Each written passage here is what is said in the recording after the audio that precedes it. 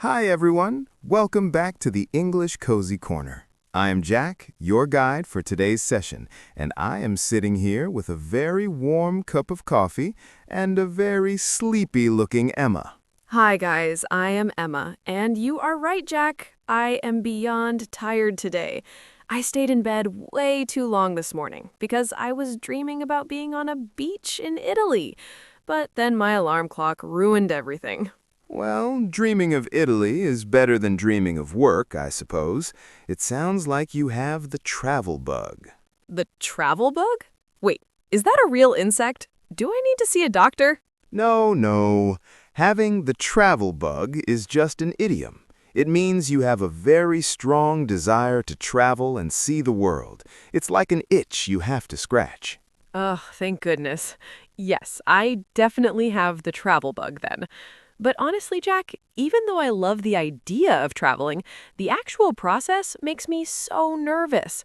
I feel like I am always doing something wrong at the airport or at the hotel. That is completely normal, Emma. Traveling can be very overwhelming. Overwhelmed? What does that word mean exactly? I hear it all the time. To feel overwhelmed means to feel like everything is too much. It's like when you have too many tasks or too many emotions and you feel like you can't breathe or think clearly, like at a busy airport. That is exactly how I feel. Last time I went to the airport, I stood in the middle of the terminal and just stared at the big screen with all the flights. I felt so small and confused. I almost wanted to turn around and go home to my bed. We've all been there. Airports are designed to be fast, but for us normal people, they can feel like a maze. Did you have trouble with the airport staff? Not really. They were nice, but I was so scared to speak to them. I kept practicing my sentence in my head, "Where is the check-in desk?" over and over. But then when I finally got to the front of the line, I forgot how to say suitcase. I just pointed at my bag and made a weird face. See, that's the thing. Even if you forget the word, people usually understand. But I get it. The pressure to be perfect in a foreign language is huge. Did you manage to get your boarding pass? Eventually, but then came the security check. Jack, why is it so stressful? I felt like a criminal just for having a bottle of water in my bag. I forgot to take my shoes off and the machine started beeping. I was so embarrassed. The security line is the least cozy part of any trip. It's loud, everyone is in a rush, and you have to take your life apart and put it in plastic bins. It's inevitably stressful. Inevitably? That's a big word. Is that like definitely? Almost. Inevitably means that something is certain to happen and you cannot avoid it. So it is inevitably stressful because there is no way to make a security line fun. I agree. And then, once I finally got on the plane, I realized I didn't know how to ask the flight attendant for a blanket. I was freezing for 6 hours because I didn't want to bother anyone. Oh, Emma, you have to speak up. The staff is there to help you. But I think this is why so many learners find traveling difficult. It's not just the language, it's the fear of looking silly in a new place. Exactly. And it's not just the airport. It's the taxis, the hotels, the food. Everything feels like a test. I remember when I got to my hotel, I was so tired I couldn't even remember my own name at the reception desk. Well, today is your lucky day. We are going to talk about all of that. We're going to go through the whole journey, from landing and finding a taxi to ordering food that you can't pronounce. That sounds amazing. I really need this. I want to feel confident, not like a lost puppy in a suitcase. We will help you.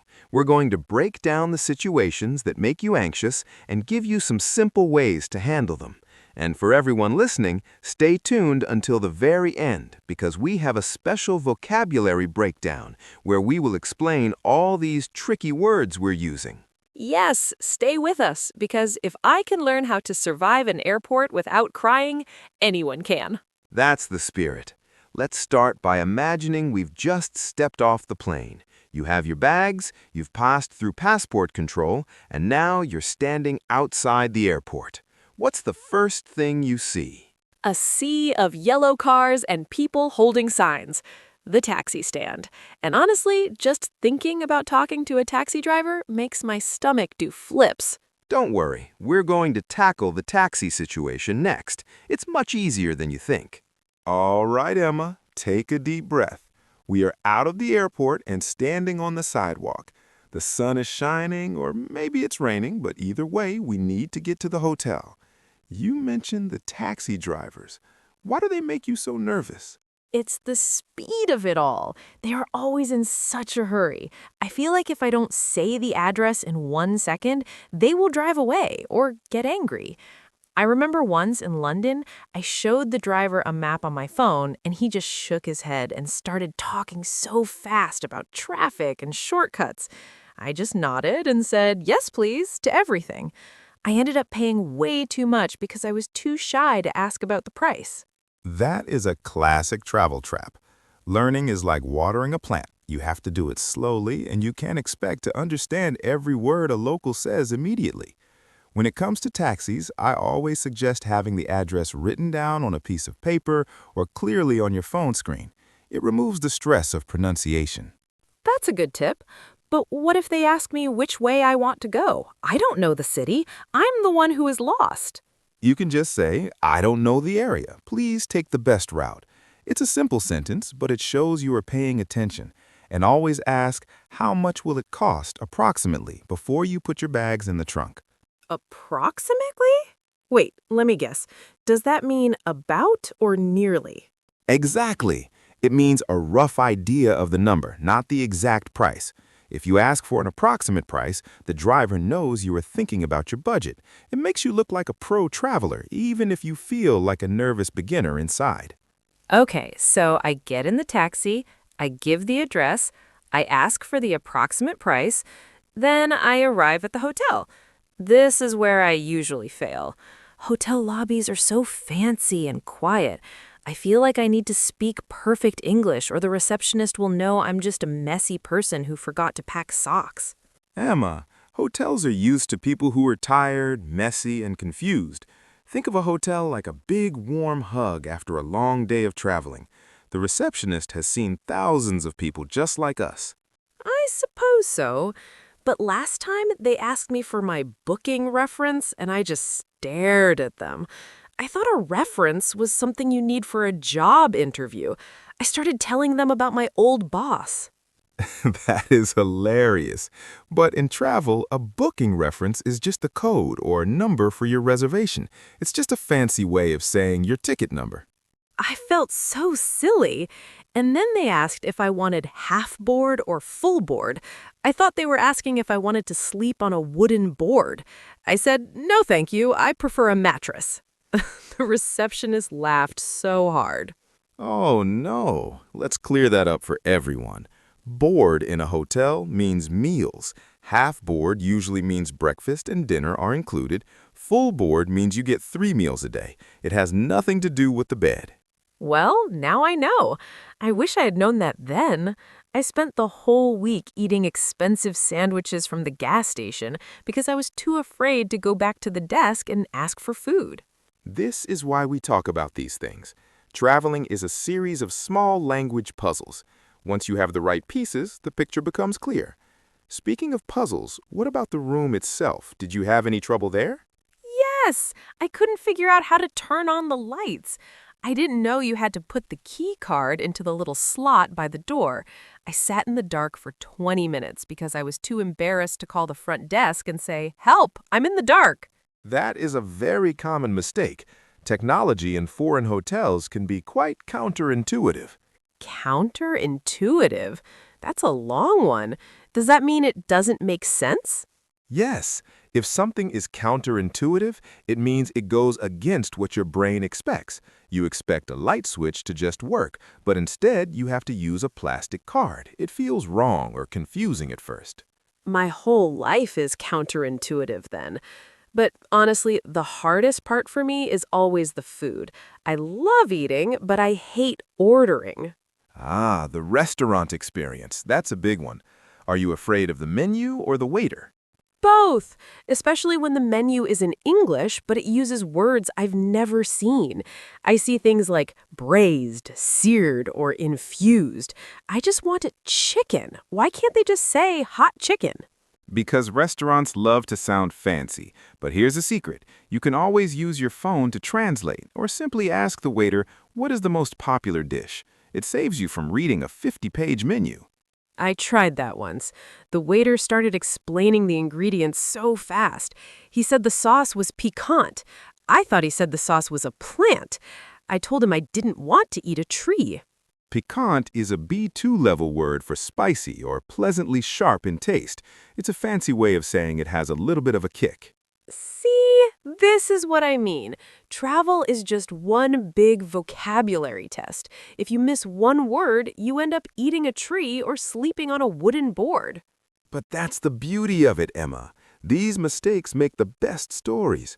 Imagine if every trip was perfect and you never had a funny misunderstanding. You wouldn't have anything to tell me over coffee. Guess you're right. My life is definitely not boring. But I still get that heavy feeling in my chest when I have to talk to strangers in a different country. It's like my brain shuts down and sends all my English words to a locked room. That is exactly what we are going to talk about next, the psychology of that fear. Why does our brain lock the door when we are trying to speak, and how can we find the key? I definitely need that key. I think I left it in the taxi with my dignity.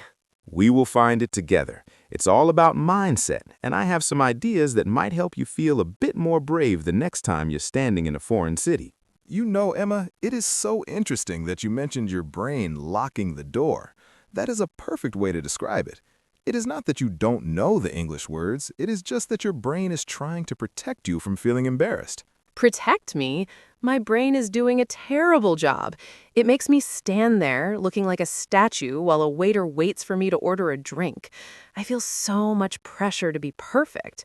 I think that is my biggest fear, looking like a typical tourist who can't even ask for a glass of water. But Emma, you are a tourist, and there is nothing wrong with that. I think we often suffer from perfectionism when we travel. We want to blend in and act like locals, but that is impossible. Learning to travel is like learning to ride a bike. You're going to wobble, and you might even fall off. I definitely fall off. A lot. Sometimes I get so anxious that I just go to a fast food chain because I know I can just point at a picture of a burger and not have to speak at all. I feel like I'm failing at the travel experience because I'm too scared to go into a local family-owned restaurant. That is a very common feeling. It's called foreign language anxiety. It's a real psychological thing. It happens because our identity is tied to our language. When we can't speak well, we feel like we're losing our personality. You are funny and smart in your own language, but in English, you feel, well, how do you feel? I feel like a toddler, a very tall, very tired toddler. I want to say something clever, but all that comes out is food, good, please. It's honestly quite demoralizing. Demoralizing. That's a great word. But let's check. Do you know what it means? I think so. It's when you lose your confidence or your hope, right? Like you feel deflated, like a balloon with no air.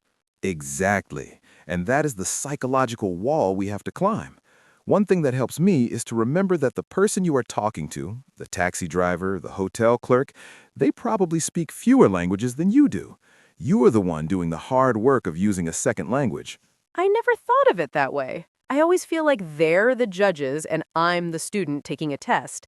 But really, we're just two people trying to communicate. I remember being in a small shop in France, and I was so scared to ask for a stamp.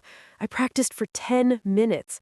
When I finally spoke, the woman was so kind. She even corrected my pronunciation in a sweet way. I felt so happy for the rest of the day. That win is what we should focus on. One small, successful interaction can change your whole mood. But you have to be vulnerable enough to make the first mistake. If you never speak, you never get that win. You're right. I think I'm so afraid of the worst-case scenario.